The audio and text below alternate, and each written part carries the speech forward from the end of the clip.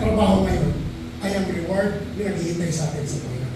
Kaya nga, 65 years old na ako, sabi ang mga kaibigan ko sa Canada, Dan, why don't you just retire and travel and lie down in the beach and drink lots of food, drink lots of drinks, and eat lots of food. Travel all over the world.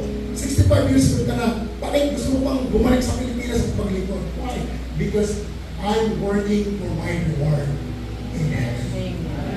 Because that's my achievement. 65 years old, 62 years old. Mga ano na kami, senior. Pero we still alive and active and we still want to serve the Lord Jesus Christ. Amen? Volunteer na. Mag-serve na tayo sa buhay ng Panginoon. Sapagkat naghihintay ang Panginoon sa atin, huwag tayo ibibigyan ng pagpapala sa mga paglilingkod at gawain natin sa kanyang